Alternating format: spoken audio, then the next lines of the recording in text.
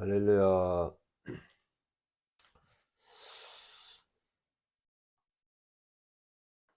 수요 예배 오신 여러분 환영합니다.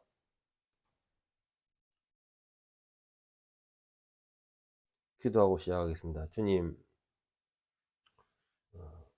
10월 27일 종교개혁주를 지나고 또 이렇게 또 수요 예배로 모이게 하여 주시고 하나님의 말씀을 들으게 하여 주심을 감사하며 예수님 이름으로 기도합니다. 아멘. 건건각지에서 계신 여러분들을 환영합니다. 오늘 고린도전서 12장인데요. 참으로 이 해석하기가 난해합니다. 제가 계획주의 해석을 하고 있는데 잘못 해석을 하면은 어떤 때는 신복음, 어떤 때는 근본복음 이렇게 해서는 안 되거든요. 계획주의 입장에 근본복음의 관점에서 제가 설교의 관점은 그렇게 잡고 있습니다. 그러면 해서 12장에 성령의 은사, 성령의 은사에 대한 부분을 설명하기 전에 개락적인 것을 말씀을 드리고 넘어가도록 하겠습니다. 우리가 계획주는 은사 중지론을 이야기를 하고 있습니다. 그렇다면은 은사 중지론은 특별 계시 완성 이후에 일부 은사, 예언, 방언, 치유 등에 더 이상 필요하지 않기 때문에 중지되었다 보는 견해로 계획주의 전통에서 자주 채택하고 있습니다. 물론 이렇게 보지 아니하고 아직도 연속하고 있다라는 주의는 신복음주의가 그런 방향을 계속 이야기를 하고 있습니다. 그렇다면 우리 이러한 다양한 은사가 예언, 방언, 병고침 등의 은사가 초기 교회에는 복음의 확정과 특별 계시의 전달에 의해서 주어졌다고 봅니다. 계획주의 중지 은사 중지론자들은 성경이 완성되기 이전에 이러한 은사들이 필요했지만은 신약 성경이 완성됨으로써 특별 계시가 완결되었고 이제 더 이상 계시적인 은사가 필요하지 않다고 해석합니다.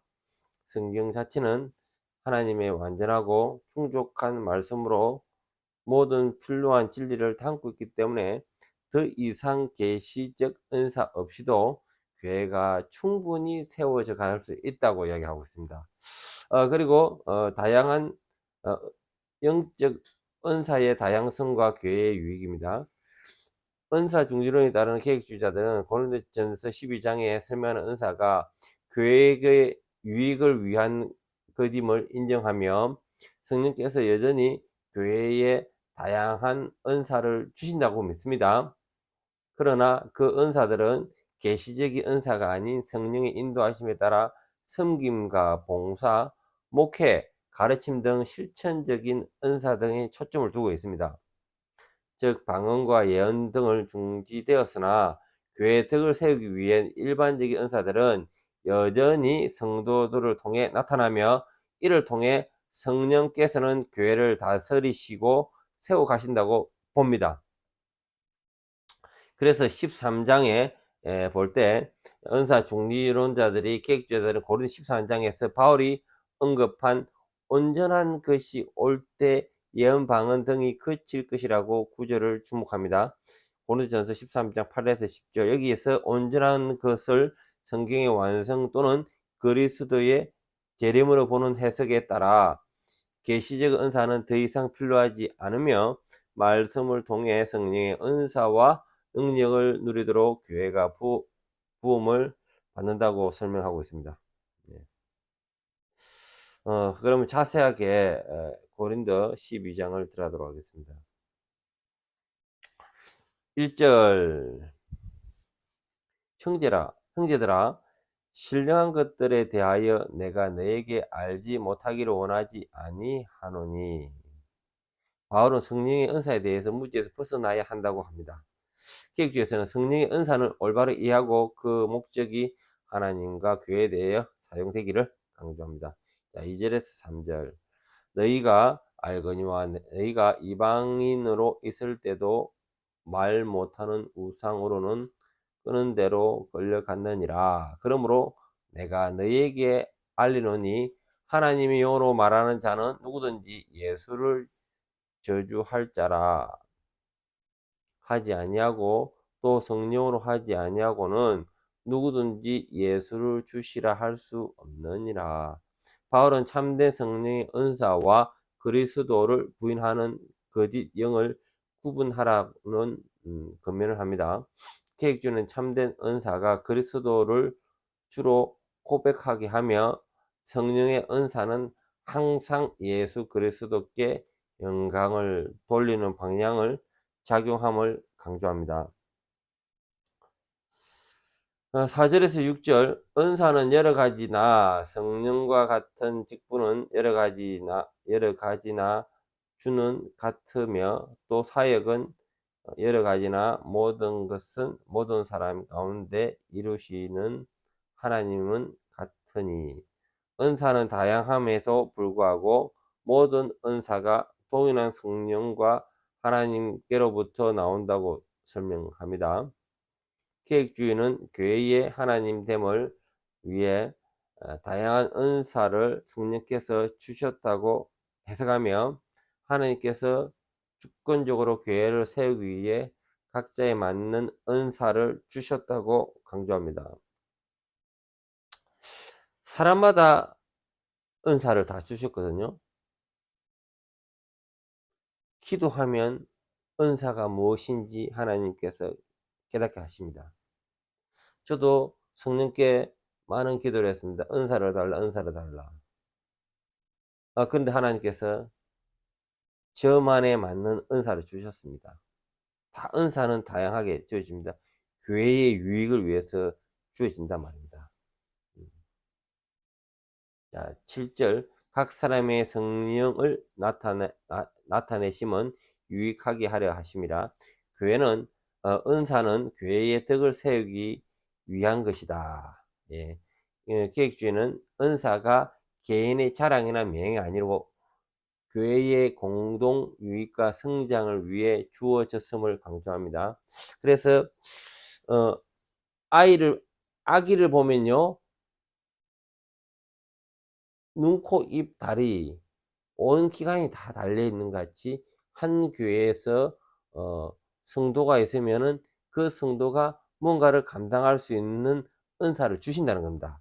자, 고린도전서 12장 8절에서 10절 어떤 사람에게 성령으로 말미암아 지혜의 말씀, 어떤 사람의 같은 성령에 따라 지식의 말씀을, 다른 사람에게는 같은 성령으로 믿음을, 어떤 사람 같은 성령으로 병 고치는 은사를, 어떤 사람의 능력 행함을, 어떤 사람의 예언을, 어떤 사람은 영들 분별함을, 다른 사람에게는 각종 방언함을, 어떤 사람의 방언들 통역함을 주시나니.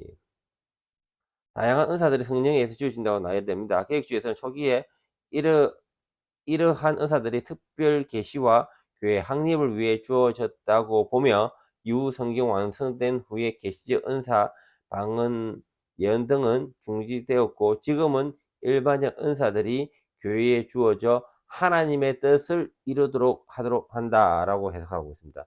12장 11절 이 모든 것은 같은 한 성령이 행하사 그의 뜻대로 각 사람에게 나누어 주시는 것이라. 성령께서 은사를 주시는 것은 인간의 의지나 소원이 아닌 성령의 뜻에 따른 것이라는 겁니다.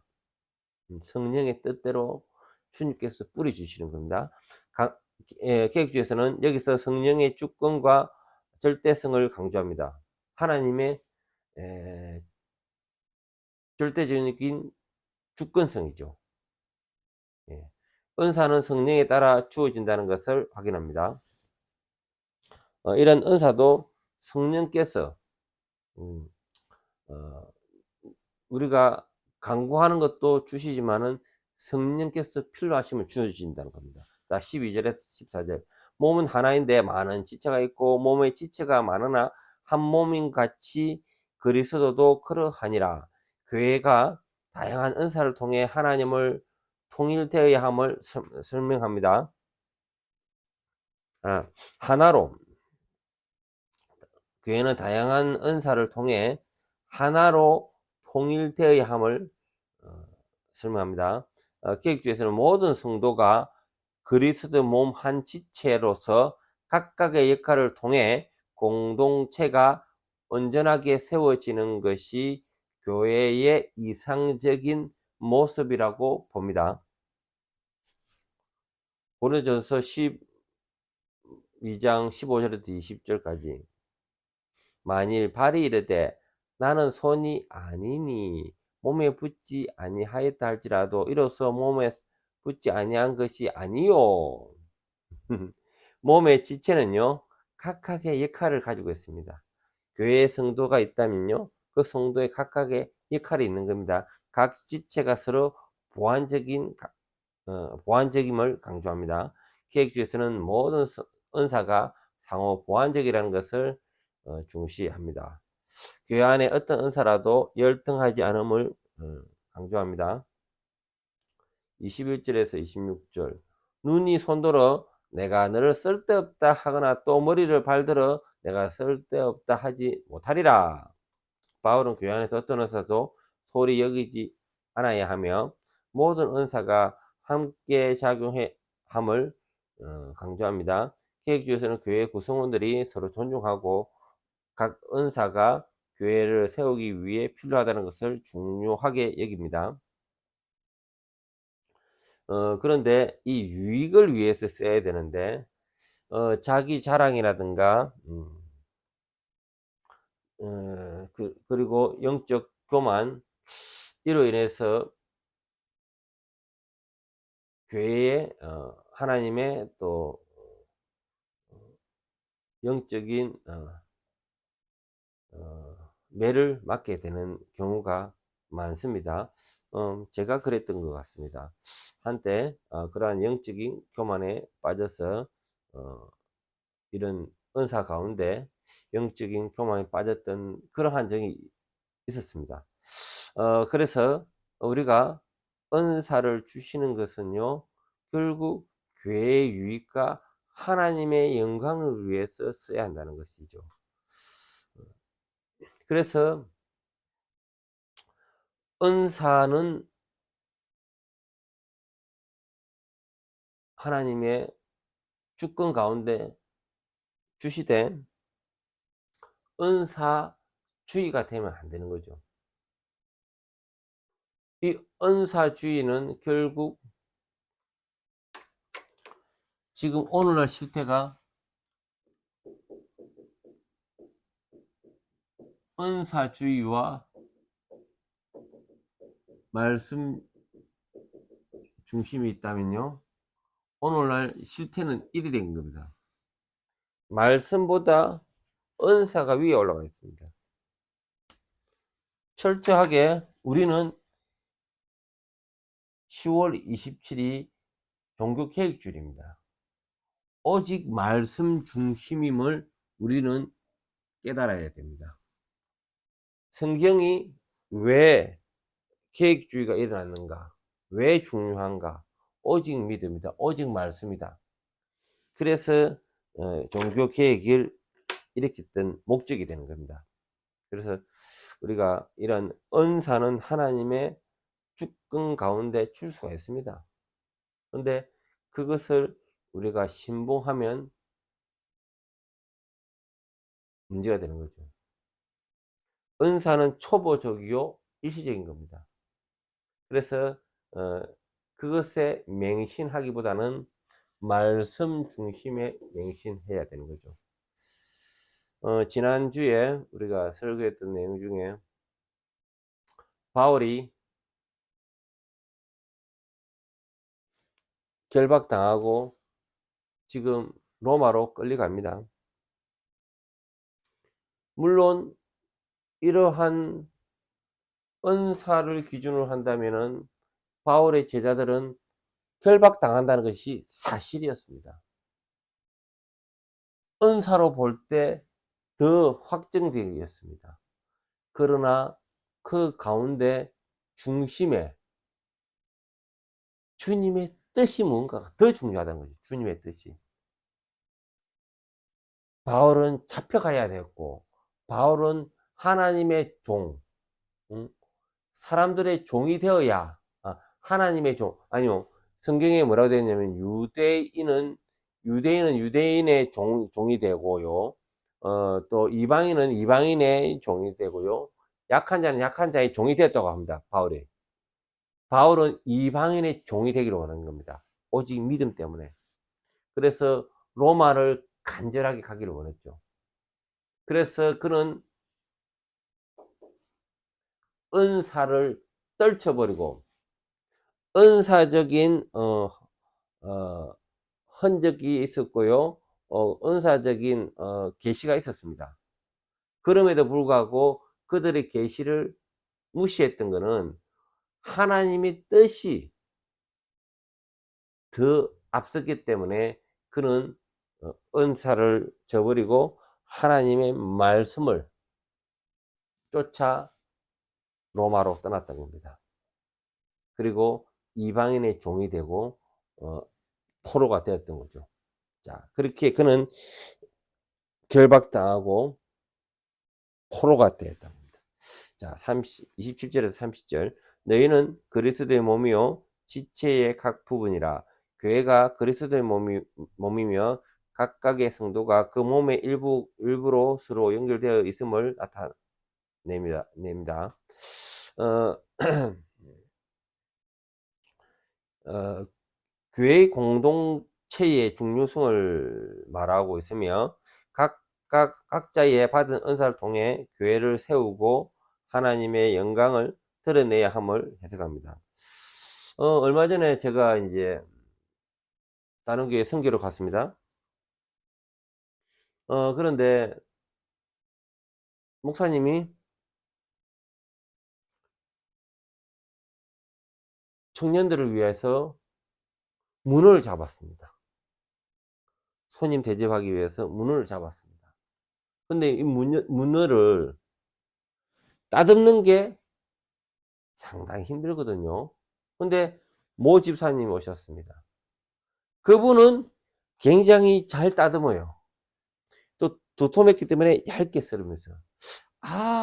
제가 그걸 보면서, 은사가 다양하다. 은사가 다양함으로 인해서 교회에 유익이 된다. 이분은 그러한, 옆에 근사님은 그러한 능력이 없지만은 이 집사님은 그러한 능력이 있더라고요. 그래서, 교회를 세우는구나. 하나님 영광을 위해서 나타나는구나. 그래서, 어, 지체의 각 부분이 중요하다. 이런 것을 느끼게 되었습니다. 자, 31절. 너희는 더 큰 은사를 삼아라. 내가 또한 가장 좋은 길을 너희에게 보이리라. 예. 결국 13장에 이어지는 사랑이죠. 더 큰 은사. 모든 은사보다 중요하다고 강조하는 것이죠. 계획 주는 은사가 모든 교회의 유익을 위해 사용되어야 하며 모든 은사가 사랑 안에 행해져야 한다고 해석합니다.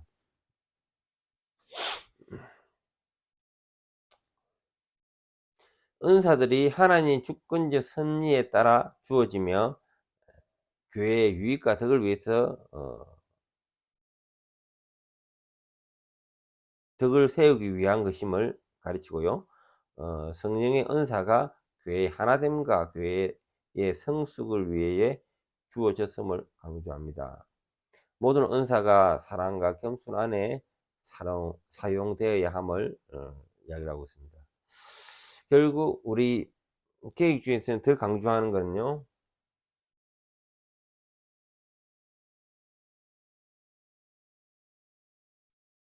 성화에 대한 거죠.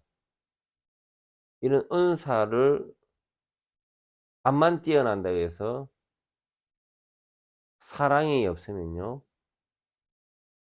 그 모든 것도 울리는 꽹과리라는 겁니다. 은사 중에 은사가 사랑이다. 이 삶의 실천을 우리 계획주의는 아주 강조하죠.